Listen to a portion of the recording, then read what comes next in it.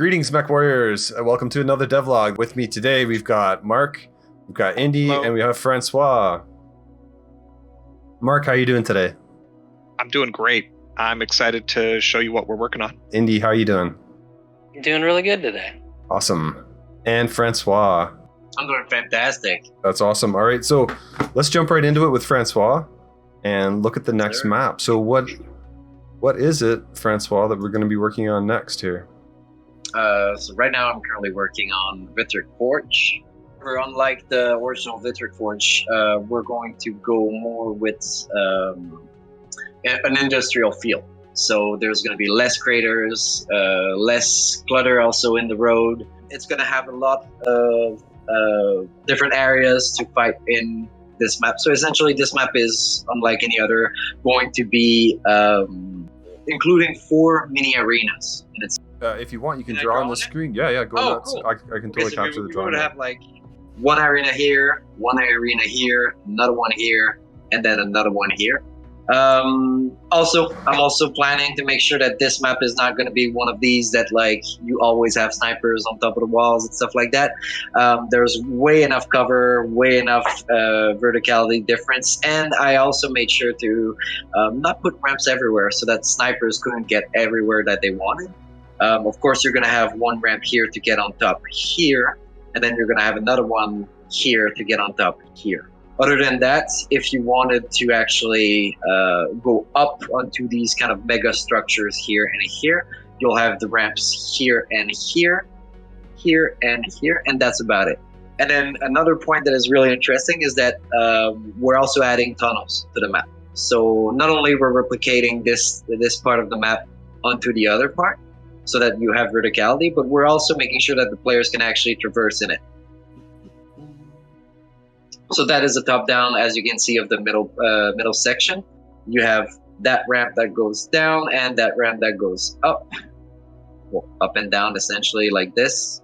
And then afterwards for players, if they want to keep progressing, you can still go on that bridge right here, so that players with jump jets will be able to actually navigate quite easily into the arena without being too much of a hassle. We won't be seeing heights such as in Hellebore Outpost, but definitely there's going to be different types of elevation into the terrain. Not only we're adding more verticality, but we're also making sure that we have more depths into the terrain compared to what was previously done into Vitric Forge. So into the other screenshots, I think that you can actually see the tunnels that I included. So as you can see, when you start the game, you're going to the match, you're actually going to have multiple paths to actually go to the middle. And as Matt is showing you, essentially you have like 3 main paths. The middle path is essentially a tunnel that is linked like a T-shape, so that it actually allows players to connect from this point, if they want, to this point, and vice versa. And then they can also backtrack and come back here. And if they want, they can go under to get back up and to climb back up here. This is looking really cool. It looks I like think it's going to be fun. it looks like HPG assets. Yes. However, unlike HPG, I am making sure that players are not going to be able to abuse the sides of the map. You have height into this map. Snipers, you can use it. But then again, I don't want people to go outside of the map. The main focus is to keep these 5 arenas, which is essentially the big arena being the map, and then the 4 different arenas in constant battles. Because like I want total chaos, but I also want to make sure that people are going to have their fun for every single kind of play style. So of course the arenas have been taught in to make sure that we were going to have a 360-degree approach, so that whenever you approach from whether it be north or south or west or east, it's still going to be a good angle to approach the map, and you're always going to have height vantage points to make sure that you can actually see what's going on. But there's also enough cover without cluttering too much the map, that it will be fun to play in. So right now, the timeline for this map is when? It's from May. We're gonna release it in May, I do believe, because right now it's April, like next month, I'd say. So instead of most players would be expecting this to come out in June when it was on the roadmap, but instead it's going to come out in May. So that's exciting news. That's awesome. Yeah, I think it's gonna be fun. Yeah. Looking forward to it. Mark, any thoughts? I think it's going to be very different from what we currently have, and that'll be exciting. More variety, always good. And how many modes are we? I mean, assuming everything works out, right? Which why wouldn't it? We would be looking at domination, assault, conquest, skirmish, and that's about it. Thanks, Francois. I'm excited about this map. Obviously, we'll get some more media out there that's like more finished screenshots as we get closer to the final product and we get closer to that May release date. Thanks for a look at that map. Mark, we want to talk about the Crusader, and you brought a screenshot for us. Before we look at it, what is it going to be? It's going to be looking out of the cockpit in the Crusader, because that's what I'm working on right now. So it feels most relevant. I can talk about it the most. So yeah, this is the view from the inside of the Crusader. Obviously, with this way that we're presenting it, it's actually a little strange to me. This is my first time doing a cockpit, which is kind of exciting. I really like the shape of this cockpit. There were earlier versions that I liked too, but I really wanted to open it up more and have the cockpit be present, but mostly stay out of your way. I've always preferred cockpits where you have a lot of visibility. You'll be able to look down, and you actually get a lot of visibility below as well as to the sides. Obviously, you can see like at the top. That's mostly the extent of what you're able to see, and kind of those cheek areas that come in. That obviously is as far as you can go there and there, and then we've got like our little monitor there. Sweet. Well, that's looking really, really cool. For those worrying, this bit of cockpit glass green here is just temporary. I haven't really spent time working on the materials for it yet. It's been modeling so far still. Even then, this version of the picture is several days old. I've made a few revisions since. Well, I really like it. It translates the organic shape of what you see on the concept art. The one disappointing thing about the fact that the cockpit glass is mostly clear is that in the actual shape of the cockpit, there's this strong arc that comes across here that just, in the way that we view it here, becomes invisible. I'm kind of trying to figure out how to make that show up without getting in your way, because it comes right into the central area of your screen where I never ever want stuff to be. That's for playing the game.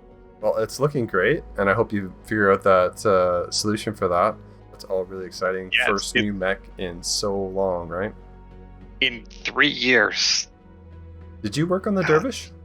I did model the Dervish, so this is, and I think it was June as well that it released, so it'll be exactly 3 years. Wow. That's so cool. I'm really, really excited. It's a sign of good things to come for sure. On the last few packs, you've been doing in the Mech Bay with Mark.